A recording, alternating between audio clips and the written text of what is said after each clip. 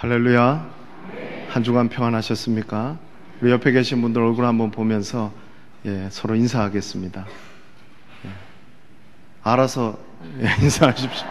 꼭 알려줘야 됩니까? 아유, 죄송합니다. 일부 예배 때 오늘 그 중고등부 야외 예배 간다고 우리 중고등부 학생들이 많이 와서 제가 얼마나 세게 이렇게 막 열심히 설교를 했는지 지금 설교해야 되는데 힘이 다 빠져버린 것 같습니다. 근데 오늘 여기 보니까 자리가 좀 많이 비어 있는데 혹시 다 따라가신 건 아니죠?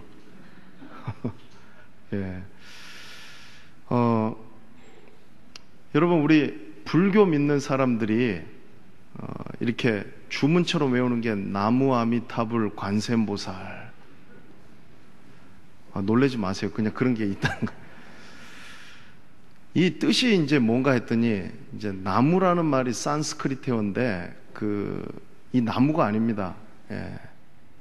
이렇게 돌아간다, 귀의한다 이런 뜻이에요. 그러니까 아미타 부처님께 귀의합니다. 관세음보살님께 귀의합니다. 뭐 그런 뜻이라 하더라고요. 천주교 믿는 사람들 보면은요, 축구 경기나 뭐 이런 거 할 때 남미 쪽에 있는 사람들 이렇게 하지 않습니까? 근데 보면은 별로 이렇게 진지하게 안 하는 것 같은데 항상 하더라고요. 근데 제가 예수 믿는 사람들 보면은 요즘에 우리는 어쨌든 간에 남들한테 들키지 않아야 되고 몰래 합니다. 그러니까 어디 가서 식사할 때도 당당하게 기도 안 하고 뭐 0.5초, 1초 만에 눈 탁 감고 이렇게 기도해야 된다는 건 아니까. 근데 이게 문제더라고요. 이게 왜 그러냐 하면은 어떤 분이 저한테 그런 말씀을 하셨어요. 어느 날 비 오는 날에 주일날 들었던 말씀을 이렇게 기억하면서 예수님이 생명의 떡이다. 예수님이 세상의 빛이다. 예수님이 양의 문이다. 예수님이 선한 목자다. 그리고 오늘 예수님이 부활이요 생명이다. 여러분, 이 말씀을 우리가 그냥 허투루 들으면 안 된다는 거죠. 우리가 하루를 살아가면서, 일주일을 살아가면서 얼마나 예수님 생각하면서 그렇게 살아가시는지 모르겠습니다. 중요한 것은 뭐냐 하면은 우리가 불교 믿는 사람들이나 천주교 믿는 사람들만도 못하게 그냥 일주일 내도록 먹고 사는 일에 바빠가지고 예수님 생각 한 번도 안 하고 그렇게 우리가 산다고 한다면은 그건 좀 뭔가 잘못되지 않았는가 생각이 듭니다. 그래서 우리 이 요한복음에 나오는 7가지 예수님의 자기선언, 에고 에이미, 나는 뭐뭐뭐이다 라는 이 말씀 설교를 들으면서 여러분들이 예수님 생각 좀 많이 하시기를 주의 이름으로 축원합니다. 여러분, 멕시코에 가보셨습니까? 저도 한 번도 안 가봤습니다. 근데 멕시코 어디 있는지는 아시죠? 저 남미에 있습니다. 멕시코의 수도는 멕시코 시티입니다.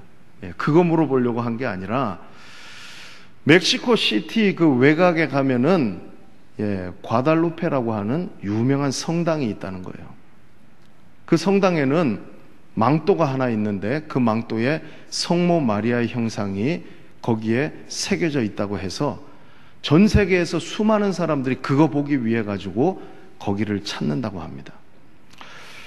역사적인 배경은 그렇습니다. 1531년에 어떤 원주민 한 사람이 산을 넘게 되었는데 갑자기 성모 마리아가 나타나서 그 원주민에게 여기에 성당을 세우고 나를 섬겨달라는 부탁을 합니다. 그래서 그 원주민이 마을에 내려가서 성당에 있는 주교를 찾아가서 여차여차해서 내가 성모 마리아를 봤다 그러니까 원주민은 봤는데 주교는 안 믿는 거예요. 그러니까 속이 상해가지고 다시 올라가서 성모 마리아에게 저 마을에 있는 주교가 믿지 않는다고 얘기하니까 이 성모 마리아가 산 정상에 가서 장미꽃을 가져오라는 거예요. 그때는 추운 겨울이었는데 꽃이 피는 시기가 아니었습니다. 그래서 뭐 믿져야 본전이다 싶어서 산 정상에 올라갔더니 거기에 신기하게도 장미꽃이 피어 있는 거예요. 그래서 그것을 가지고 와서 성모 마리아가 너 망토에 틸마에 그것을 싸가지고 가서 그 주교에게 보여주라는 거예요. 그래서 내려가서 그 망토를 펼쳐서 장미꽃을 보여주는 그때에 성모 마리아의 형상이 그 망토에 새겨졌다는 거예요. 그래서 그 뒤로 많은 사람들이 성지처럼 된 그 과달루페 성당을 찾는다는 거죠. 그래서 이것이 정말 진짜인가 아닌가를 나사의 과학자들이 좀 조사해 봐야 되겠다 해서 과학적인 어떤 그런 증거를 얻기 위해서 조사를 했는데, 신기한 것은 뭐냐면은 이 그림에 인간의 어떤 붓을 터치한 그런 흔적이 보이지 않는다는 거예요. 특별히 그 성모 마리아의 눈동자에는 형상이 하나 비치는데 거기에 한 13명의 사람들이 그 눈동자에 새겨져 있다는 것을 현미경을 통해서 보게 되었다는 거예요. 그러니까 사람들이 더 거기에 열광을 하는 겁니다. 근데 여러분, 제가 지금 뭘 말씀드리려고 하냐면요, 사실 그 망토는 이제 1531년에 있는 망토면은 쌩쌩하겠습니까? 다 낡아가지고 헤어진 망토입니다. 그리고 거기에 있는 그림은 정말로 보일까 말까 한 그림이라는 거예요. 그럼에도 불구하고 사람들은 이런 기적과도 같은 신기한 것을 보기 위해서 찾아간다라는 거죠. 무슨 말입니까, 여러분? 눈에 보이지 않아도 자기가 보고 싶어 하는 것을 보고 싶어 하는 것이 바로 사람이라는 겁니다. 우리 예수님께서 이런 인간의 마음을 왜 모르셨겠습니까? 오늘 우리가 읽은 이 본문의 말씀은 우리가 알고 있는 요한복음에 나타난 7가지 예수님의 자기 선언, 그것 말고도 7가지 표적이 기록되어져 있는 거예요. 예수님께서 이 땅에 오셔서 많은 표적들을 행하셨는데 요한은 특별히 그 가운데서 7가지를 선별적으로 기록해 놓았습니다. 그 이유는 뭐냐 하면은 요한복음 20장 30절 31절 말씀에 나오는 것처럼 예수님께서 그리스도이시고 그분의 이름을 힘입어 영생을 얻게 하기 위해서 기록했다라고 분명히 그 목적을 밝혀주고 있습니다. 그 마지막 7번째 표적 가운데에 예수님의 5번째 자기 선언이 나오고 있다라는 겁니다. 자, 그전에도 예수님께서 표적을 행하셨잖아요. 요한복음 2장에 보면은 갈릴리 가나 혼인잔치에 예수님께서 물이 변하여 포도주가 되게 하는 기적도 일으키셨습니다. 그리고 예수님께서는 기적을 일으키는 당사자가 현장에 있어야 된다는 통념을 깨고 먼 곳에서 원격으로 리모트 컨트롤 하듯이 왕의 신하의 아들의 병을 고쳐주셨습니다. 예수님은 베데스다 연못가에 38년 된 병자의 병도 고쳐주셨습니다. 오병이어를 통하여서 기적을 보여주셨고요, 무리를 걷기도 하셨고, 예수님은 요한복음 9장에 날 때부터 보지 못하는 사람의 그 눈도 뜨게 하신 분이 바로 우리 예수님이라는 거예요. 그러면 여러분, 이렇게 표적을 행했는데 사람들이 예수님 잘 믿어야 될 거 아닙니까? 그렇지 않습니까? 그런데 반응은 의외로 일부분만, 극소수만 믿었지 많은 대부분의 사람들은 예수님을 배척하고 믿지 않고 미쳤다 하고 귀신 들렸다 하고 돌로 치려고 했다는 거예요. 그게 이상하다는 거죠. 만약에 표적을 행함으로 그 표적을 보고 예수님을 잘 믿었다고 한다면 예수님 이 땅에 오셔가지고요, 말씀 전하실 필요 없었습니다. 그냥 표적만 많이 보여주시고 그렇게 가셨어도 사람들이 예수님 누군지 대번에 알아보고 믿었을 거라는 거예요. 근데 사람들이 그렇지 않다는 거예요. 제가 서두에 말씀드린 것처럼 눈에 보이지 않는 그거라도 봐서 뭔가 보고 싶어 하는 게, 그게 사람의 마음이라는 거예요. 그래서 여러분, 우리가 기억해야 될 것은, 여러분, 표적이 메인이 아니라 예수님이 메인이라는 것을 우리가 알아야 된다는 겁니다. 표적은 뭡니까? 예수님 잘 믿게 하려는 보조 수단밖에 되지 않는 거예요. 예를 들어서 어떤 사람이 병에 걸렸습니다. 그런데 기도해서 나았어요. 그래서 이분이 교회 와서 예수님 믿는다고 하고 열심히 신앙생활을 합니다.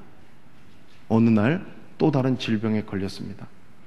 이분이 과거의 경험이 있으니까 또 기적을 보여달라고 그렇게 기도를 합니다. 그런데 이번에는 안타깝게도 병이 낫질 않은 거예요.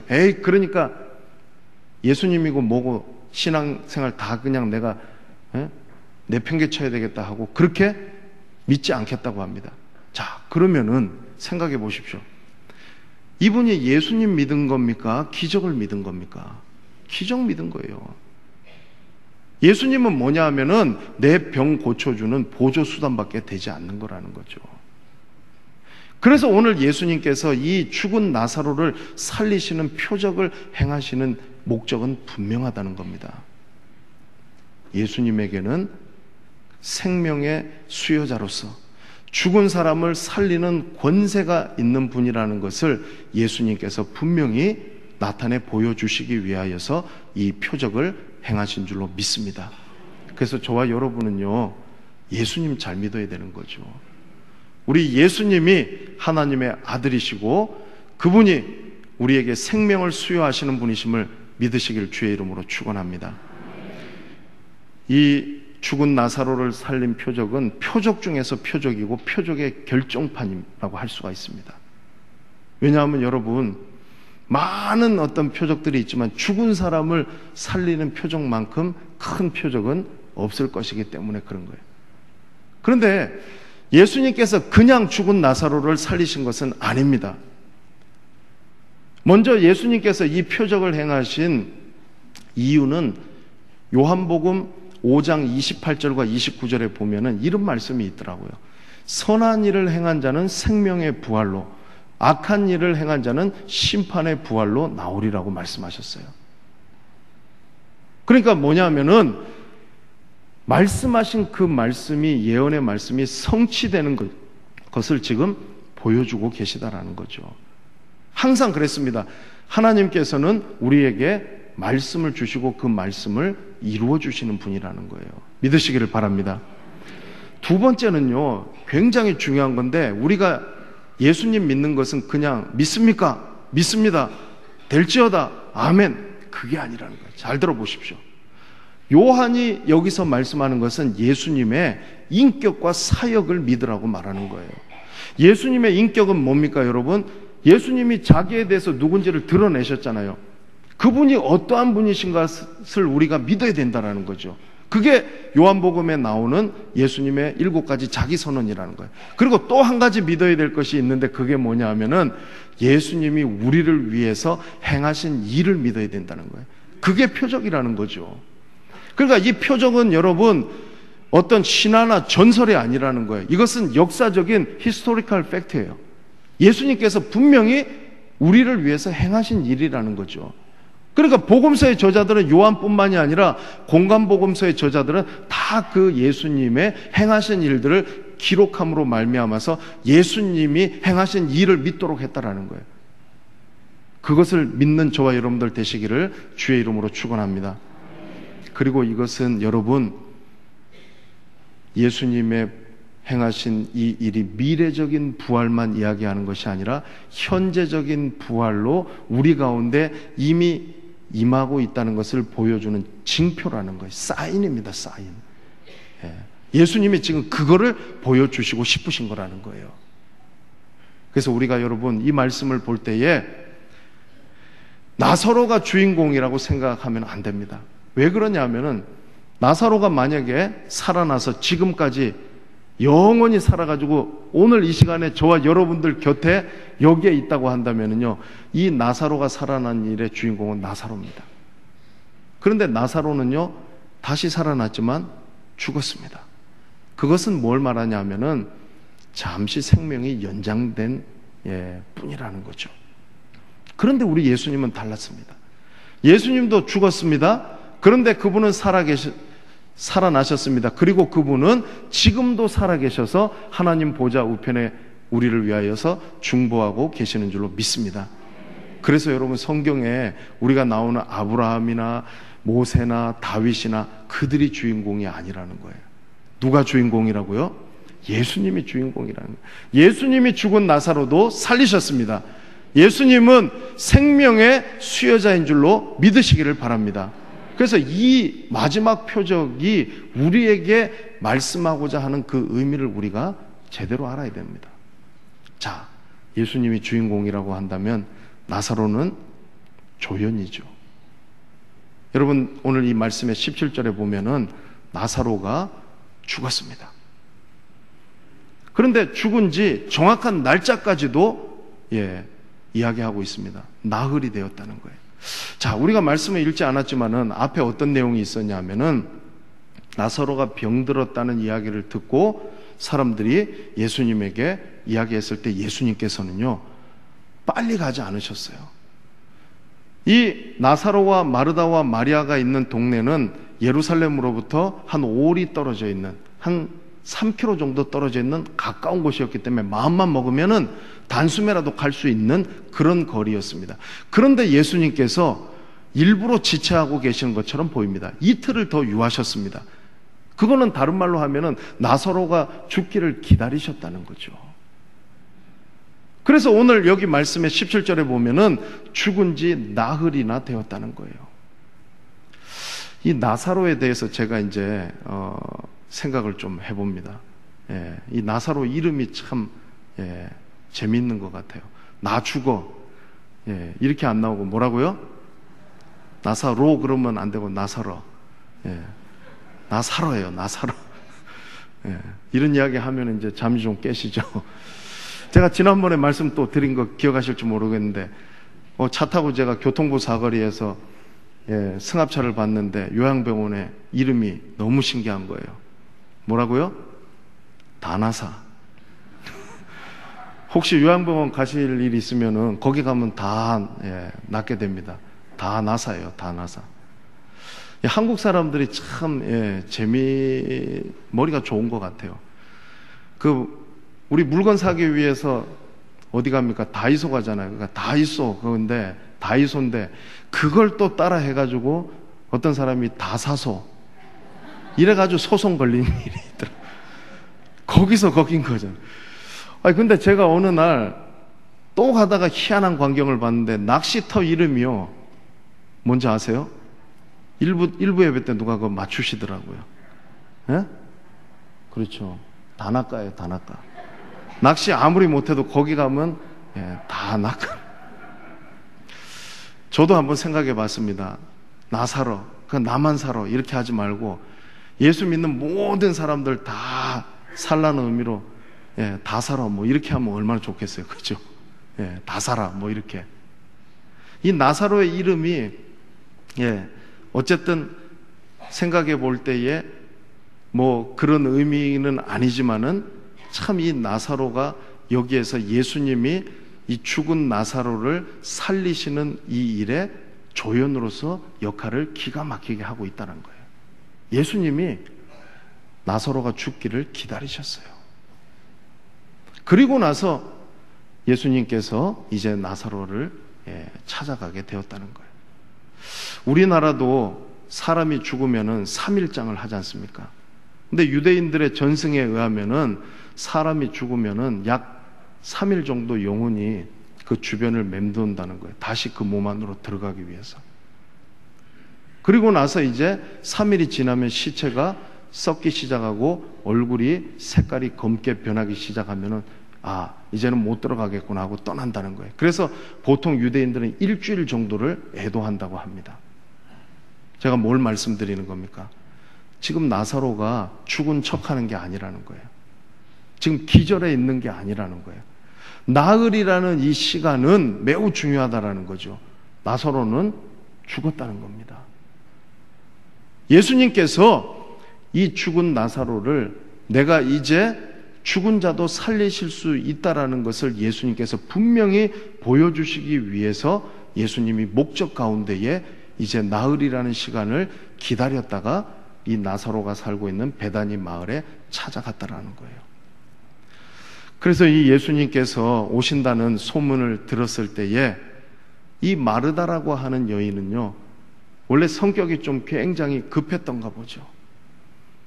집에 마리아는 기다리고 있었지만은 마르다는 예수님을 맞이하러 마을 입구까지 나아갔습니다. 그리고 그 예수님을 향하여서 이 마르다는 뭐라고 얘기하냐면 예수님이 여기 계셨더라면은 우리 오라비가 죽지 않았을 텐데 왜 예수님 여기 오시지 않아가지고 우리 오라비가 죽도록 그렇게 버려두셨습니까? 라고 마치 예수님에게 원망하고 책망하듯이 그렇게 이야기를 하고 있더라는 거죠. 근데 여러분, 우리가 이 마르다의 모습을 보면은요, 저와 여러분들의 모습과 아주 흡사합니다. 평소에는 우리가 예수님 별로 생각하지 않고, 평소에는 우리가 기도하지 않다가 꼭 언제 우리가 예수님 찾고 기도하고 말씀 들춰보냐 하면은 어려움이 생기고 문제가 생기면은 그렇게 하더라는 거죠. 근데 중요한 건 뭐냐면, 여러분, 하나님 자녀가 이렇게 하는 것 자체는 나쁜 건 아닙니다. 근데 평소에 좀 그렇게 하자라는 거예요. 이 마르다가 지금 무슨 생각이 있었냐 하면은, 만일 예수님이 여기 계셨더라면 내 오라비가 죽지 않았을 텐데, 그거예요. 만일.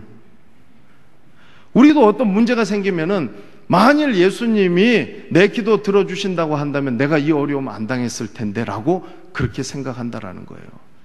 근데 여러분, 우리가 내 마음대로 내 생각대로 예수님을 그렇게 오게 하시고 여기에 있게 하고 그렇게 하는 것은 여러분 온전한 신앙의 모습이 아니라는 겁니다.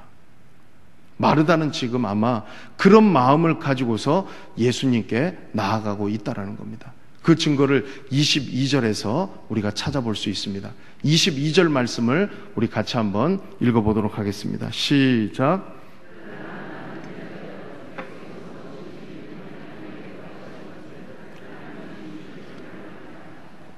뭐라고 했습니까? 마르다가요, 예수님 좀 늦게 와서 우리 오라비는 죽었지만은, 그런데 예수님 이렇게 좀 하면은 어떻겠습니까? 이야기하고 있는 거예요. 근데 그 내용을 보면은요, 여기에 이 마르다가 예수님에게 이야기하고 있는 것은 이런 의미입니다. 여기에서 구한다는 이 말은 기도한다는 그런 헬라어 동사가 아니에요. 이거는 어떤 동사를 쓰고 있냐면은, 낮은 사람이 높은 사람에게 뭔가 도움을 요청하는 그 동사를 쓰고 있는 거예요. 그리고 그 뒤에 하나님께서 주실 줄을 믿나이다, 준다는 이 동사도 무슨 말이냐면은, 높은 사람이 낮은 사람에게 그냥 이렇게 뭔가 자비를 베풀듯이 주는 것, 그거를 말하는 거예요. 자, 이 마르다가요, 어떤 문제가 있었냐면 제 말을 들어보십시오. 예수님을 지금 어떻게 인식하고 있냐 하면은, 예수님이 오시지 않아가지고 우리 오라비가 죽었습니다. 그런데 일은 이렇게 벌어졌지만은 이제 예수님이 예수님보다 더 높으신 하나님께 구하면 하나님께서 예수님 얼굴 봐서 이거 들어주시면 참 좋겠습니다. 그러면 천주교 믿는 사람들이 그렇잖아요. 논리적으로 따지면은 아들 말을 제일 잘 듣는 사람이 제가 무슨 말을 하면, 아들이 누구의 말을 제일 잘 듣겠습니까? 어머니 말이잖아요. 그러니까 천주교 믿는 사람들이 성모 마리아를 통해서 그 중보자의 역할을 할 수 있다고 생각하는 거예요. 근데 그거 아주 잘못된 겁니다. 왜냐하면은 하나님과 우리 사이의 중보자는 오직 예수 그리스도밖에 없는 줄로 믿습니다. 그러니까 지금 마르다가 예수님을 의지하는 것은 나쁜 일이 아니지만은, 우리가 어떤 문제가 생겼을 때 예수님께 기도하는 것, 말씀 앞으로 돌아가는 것, 그것은 잘못된 것이 아니지만은 마르다의 지금 이해의 수준은 온전하지 않다는 것이죠. 그거라는 거예요, 여러분. 그런데 예수님은요, 마르다가 지금 하는 이 부분에 대해서 책망하지 않으셨다는 거예요. 비록 마르다가 그렇게 인식하고 있다 할지라도 예수님은 그 마르다의 신앙을 업그레이드 시켜주시기를 원하셨다라는 거예요. 우리 예수님은요, 어떤 분이시냐 하면은 우리가 생각하고 우리가 원하는 방법대로 역사하시는 분이 아닙니다. 주님의 방법대로, 주님의 생각대로 역사하시는 분이신 줄로 믿습니다. 그게 뭐냐면 보십시오. 예수님이 마르다가 생각하는 것처럼 했다고 한다면은 미리 오셔가지고 나사로가 병들지 않도록도 해야 했을 것입니다. 또 하나는 나사로가 죽기 일보 직전에 숨이 꼴까닥 넘어가기 전에 와가지고 죽음을 보지 않게 해서 그때 살려주실 수 있는 것, 그것도 기적이잖아요. 우리가 살아가는 이 땅 가운데서 어떤 사람이 암병에 걸려가지고 말기암 환자가 고침받고 살아나는 것, 그것도 기적이고요. 또 우리가 교통사고가 나서 어떤 분이 식물인간이 되어서 코마 상태에 있다가 어느 날 기도했더니 기적적으로 의식을 되찾는, 그것도 기적이라는 거예요. 자, 그런데 마르다는 지금 예수님이 만일 여기 계셨더라면 내 오라비가 죽지 않았을 텐데요. 그러나 지금 오라비는 죽었습니다. 예수님은 지금 하나님보다는 능력이 없기 때문에 우리 오라비가 죽은 이 부분에 대해서는 아무것도 하실 수 없을지 몰라도 하나님 앞에 좀 구해가지고 뭔가라도 좀 해달라고 해주시면 좋겠습니다. 딱 그거라는 거예요. 그게 우리의 한계라는 거예요. 여러분, 우리 어려움이 있고 인생 살다 고난이 있으면요, 이렇게 예수님 앞에 기도하고 그렇게 생각하면 안 된다는 거예요. 그게 내가 원하는 생각과 내가 원하는 방법이라. 그래서 예수님은요, 어디까지 하셨냐면 나사로가 죽도록 하셨다는 거예요. 여러분, 살아나려면 죽어야 되잖아요. 그런데 예수님은 아무것도 하실 수 없는 분이 아니었다는 거예요. 그 나사로가 죽었기 때문에 그 죽은 나사로를 살리심으로 예수님께서는 내가 바로 죽은 자도 살릴 수 있는 권세가 있고 내가 바로 하나님과 동등한 존재라는 것을, 신적 자기 계시를 예수님께서 보여주고 계시는 것이 바로 오늘 죽은 나사로를 살리신 이 표적이라는 거예요. 우리 예수님께서 죽은 자도 살리실 수 있는 권세가 있는 분임을 믿으시기를 주의 이름으로 축원합니다. 우리 예수님은 우리에게 영원한 생명을 주시는 생명의 수여자이심을 믿으시기를 주의 이름으로 축원합니다. 그래서 예수님께서 마르다에게 다른 말씀 안 하셨잖아요. 네 오라비가 다시 살아나리라. 그런데 마르다는요, 이 예수님의 말에 대하여서 어떻게 대답했냐면 이렇게 대답하고 있는 거예요. 예수님, 저도 알아요. 마지막 날에 우리 모두가 다 살게 될 줄 저도 알아요. 이거는 여러분, 마르다가 되게 믿음이 좋아서 대답한 것은 아닙니다. 왜냐하면요, 당시에 사두개인들은 부활을 믿지 않았지만 바리새인들은 부활을 믿었고 유대인들도 마지막 때에 메시아가 오면 다시 살게 될 것을 믿었다는 거예요. 마르다도 그것을 지금 믿고 있다라는 거예요. 이 마르다가 믿은 것이 정말로 믿음이 아니라는 것은요, 온전한 믿음이 아니라는 것은 뒤에 가보면 39절에 예수님께서 이제 나사로를 살리기 위해서 무덤에 가서 돌을 굴리라고 했을 때에 마르다가 뭐라고 말하냐 하면은, 예수님, 내 오라비가 죽은 지 나흘이 돼서 냄새가 납니다. 그 말은 뭡니까, 여러분? 이제 죽어서 다 끝났다는 거죠. 마지막 때나 다시 살게 될 것이지 지금은 예수님 살아나는 것은 불가능한 일이에요. 이렇게 이야기하고 있는 거예요. 참 저와 여러분들도 살아가면서 어떤 부분에 있어가지고 예수님이라도 이 부분을 할 수 없을 거라고 그렇게 생각한다고 한다면은 우리 예수님께서 저와 여러분들에게 오늘 마르다에게 해주셨던 이 말씀을 통해서 저와 여러분들에게도 동일하게 말씀해 주실 겁니다. 그 말이 뭐냐 하면은 너무나 중요한 25절, 26절 말씀이라는 거예요. 같이 한번 읽어보겠습니다. 시작. 예수께서 이르시되 나는 부활이요 생명이니 나를 믿는 자는 죽어도 살겠고 무릇 살아서 나를 믿는 자는 영원히 죽지 아니하리니 이것을 내가 믿느냐. 아멘. 여러분, 이 마지막 표적, 예수님의 5번째 자기선언, 나는 부활이요 생명이라는 이 말씀을 여러분이 오늘 꼭 이 말씀을 깊이 기억하시고 이번 한 주간 동안에 이 말씀을 묵상하면서 좀 그렇게 보내셨으면 좋겠어요. 이 말씀은 여러분 그냥 하는 말씀이 아니라는 거예요. 아주 중요한 말씀이죠.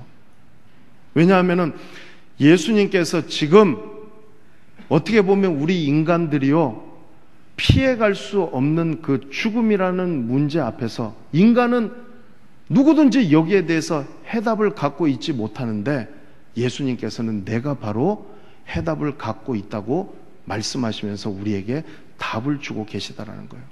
히브리서 9장 27절 말씀에 한 번 죽는 것은 사람에게 정하신 것이요 그 후에는 심판이 있다고 하셨는데, 사람은요 사실 우리가 살아가면서 죽음에 대해서 별로 생각하기를 원하지 않아요. 왜냐하면 두려워하기 때문에 그런 거죠. 죽으면 끝이라고 생각한다는 거예요. 그런데 오늘 예수님은요, 완전히 정반대의 말씀을 해주고 계시다는 거예요. 내가 부활이요 생명이라는 거죠. 이 말씀을 저와 여러분들이 귀담아 들어야 될 줄로 믿습니다. 이 의미가 과연 무엇인지를 제가 한 3가지 정도를 오늘 말씀을 드리려고 합니다. 첫 번째는 뭐냐 하면, 여러분, 나는 부활이요 생명이라는 이 말씀은요, 미래적인 부활만 믿지 말고 현재적인 부활을 믿으라는 거예요. 여러분, 저와 여러분들이 여러분 부활을 믿습니까?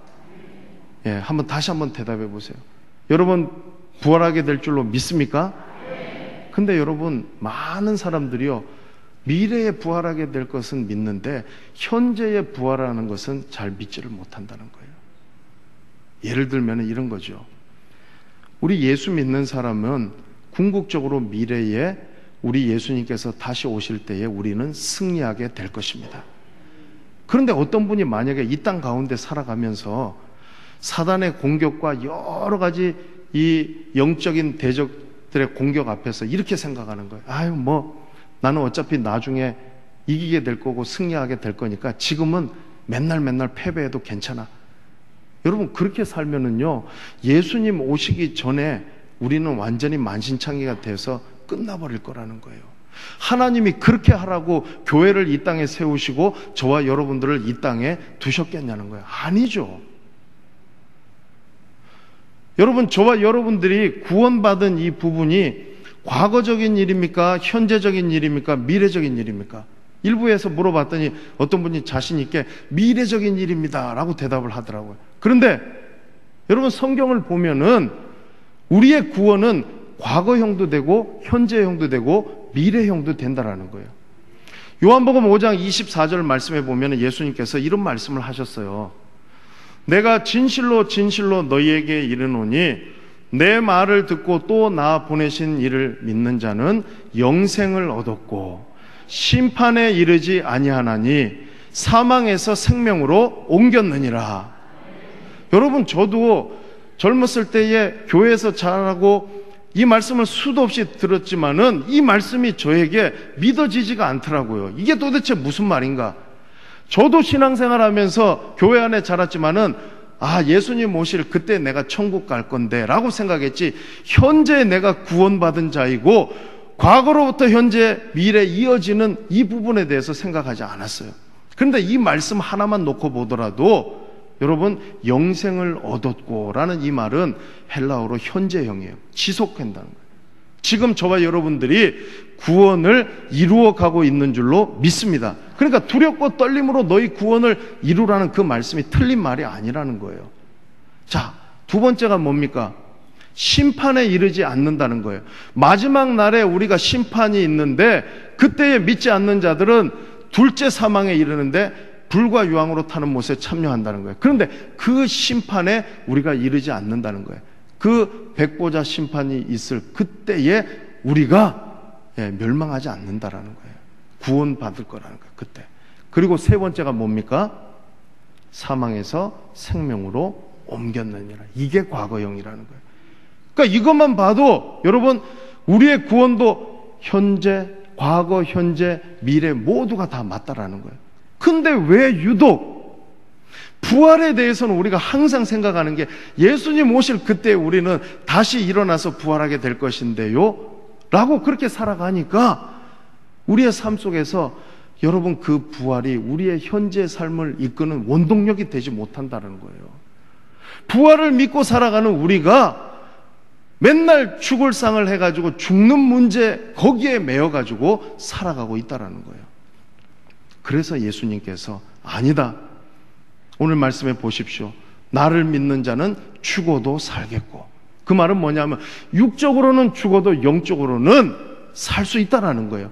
무릇 살아서 나를 믿는 자는 영원히 죽지 않는다. 그 말은 뭡니까? 영생을 주신다는 거지 않습니까? 그러니까 여러분, 예수님께서 나는 부활이요 생명이라고 하신 이 말씀이 그냥 말씀이 아니라는 거죠. 우리 인생 가운데에 저와 여러분들이 현재의 부활도 믿고 살아가시기를 주의 이름으로 축원합니다. 그러면 여러분, 우리가 살아가는 우리 현재의 모든 삶이 그 부활의 능력으로 말미암아서 새롭게 될 줄로 믿습니다. 여러분, 예수님도 죽으셨습니다. 그런데 사흘 만에 다시 살아나셨잖아요. 그러면 저와 여러분들이 현재 예배를 드리면서 주일날마다 주님 앞에 나와서 그 부활의 능력을 맛봐야 되는 거잖아요. 예배는 그런 거라는 겁니다.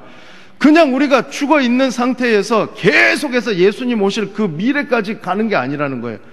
우리에게 다시 살아나신 그 주님의 부활을 매 주일마다 이 예배 가운데 경험하고 여기에서 선포되어지는 말씀을 통하여서 여러분들이 그 부활의 능력이 우리의 삶 속에도 살아 역사해야 된다는 것을 우리 주님께서 오늘 이 아침에 나는 부활이요 생명이라는 이 자기 선언을 통하여서 저와 여러분들에게 분명히 말씀해 주고 계시는 줄로 믿습니다.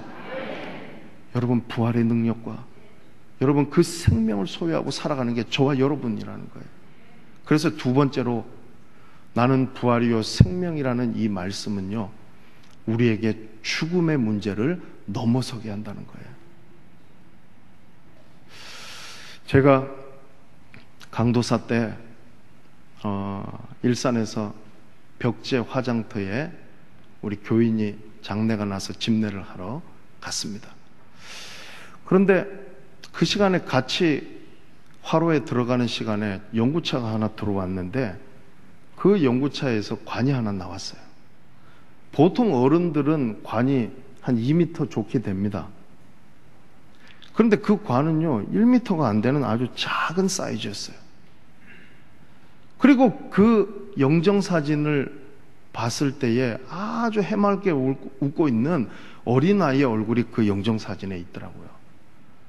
여러분, 지금 10수년이 된 일인데 제가 그때 이후로 그게 잊혀지지 않는 이유가 있더라고요. 저도 죽음에 대해서 두려움이 있고 여러분들도 두려움이 있습니다. 근데 저는 그때에 무슨 생각이 들었냐면은 사람이 나이 들어가지고 병들거나 사고가 나서 때가 돼서 죽는 것만은 아니더라. 그게 딱 느껴진 거예요. 여러분, 오늘 이 말씀은 사실 제가 장례식장 가서 유족들 위로하기 위하여서 수도 없이 전한 말씀이에요. 근데 저는 그 이후로 이 말씀을 전할 때 항상 동일한 마음을 가지고 여러분 유족들이나 거기에 있는 성도들에게 분명히 말합니다. 그 말은 뭐냐 하면은 예수님 믿고 돌아가신 그분은요 복된 죽음이에요. 그분은 이제 걱정할 게 없는 거예요. 왜? 이 땅에서 모든 수고와 슬픔을 다 내려놓고 주님 품에 안겼기 때문에 이제는 그분은 여러분 아무 걱정할 게 없는 거예요. 근데 누가 걱정이냐면 남은 유족들, 특별히 믿지 않는, 나는 부활이요 생명인 줄 모르는 그 유족들, 이거 이제 어떻게 할 거냐. 그러니까 저는 장례식장에 가면 요한복음 11장 25절 26절 읽고 난 다음에 정말로 피를 토하는 심정으로 이야기하는 거예요. 사랑하는 어머님, 사랑하는 아버지는 이제 천국 가서 문제될 게 없습니다. 그런데 오늘 여기 예배드리는 여러분이 문제입니다. 여러분이 정말로 부활이요 생명이신 그 예수님을 믿으면은 여러분도 동일한 천국 소망을 갖고 다시 살아나게 될 것인데, 만약에 여러분들이 그 예수님 믿지 않는다고 한다면은 여러분들은 이 생명과 이 부활의 능력을 경험하지 못하기 때문에 여러분들이 문제라는 거예요. 예수 믿으셔야 됩니다. 예수 믿으십시오. 그렇게 해서 얘기를 하는 거예요. 근데 오늘 이 말씀을 준비하면서 여러분이 그 장례식장에 있는 유족은 아니지만은 저와 여러분이 오늘 이 시간에 사랑하는 사람을 마지막으로 보내는 그 순간은 아니지만 이 말씀이 오늘 예배드리는 저와 여러분들에게도 들려져야 될 말씀이라고 생각됩니다. 왜냐하면 여러분, 죽음의 문제를 우리는요 자꾸 피해가려고 하는데 피할 수가 없는 거예요. 우리는 멀다고 생각합니다. 나하고는 상관없는 먼 나라 이야기라고 생각하는데 죽음은 문턱에 와 있다는 거예요.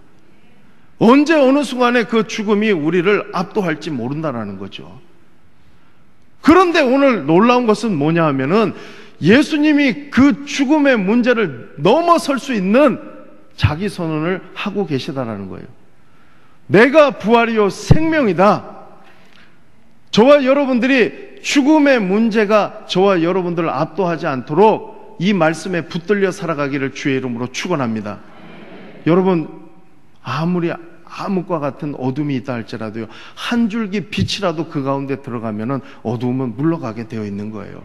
죽음이 아무리 강한 존재라고 하더라도 나는 부활이요 생명이라고 말씀하신 그 주님의 말씀의 능력 앞에 죽음의 권세는 떠나가게 될 줄로 믿습니다.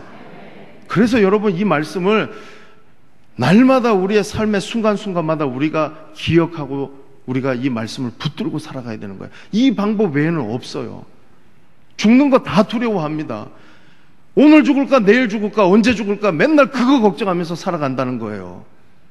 그런데 만약에 부활이요 생명인 것을 확실히 믿기만 하면은 이제 그 걱정 안 해도 된다는 거예요. 그래서 마지막 세 번째는 뭐냐 하면, 저를 한번 따라서 하겠습니다.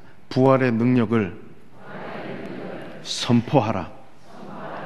여러분, 선포해야 되는 거예요. 그냥 가지고만 있는 게 아니잖아요. 예수님이 지금 나는 부활이요 생명이라고 말씀하신 것은요, 사단의 나라에 여러분 마치 메가톤급의 핵폭탄을 거기에다 꽝 하고 떨어뜨린 것보다도 더 능력 있는 말씀으로 선포하신 거라는 거예요. 요즘에 여러분, 북한의 김정은이 얼마 전에 6차 핵실험을 했는데 수소폭탄의 위력이 히로시마에 떨어진 원자폭탄의 10배 이상 된다 그래요. 그러면 히로시마에 원자폭탄이 떨어졌을 때에 20만 명이 죽었습니다. 인구 밀도도 지금처럼 많지 않았을 거라고요. 그런데 10배 이상 되는 그 폭탄이 서울에, 부산에 꽝 하고 떨어진다고 하면은 얼마 죽을지 몰라요. 수백만 명이 죽을 거라고요. 왜 김정은이가 전 세계에서 어떤 나라도 상대할 수 없는 미국을 향해서 큰 소리 치면서 도전하는 겁니까? 핵의 위력을 알기 때문에 그런 거죠.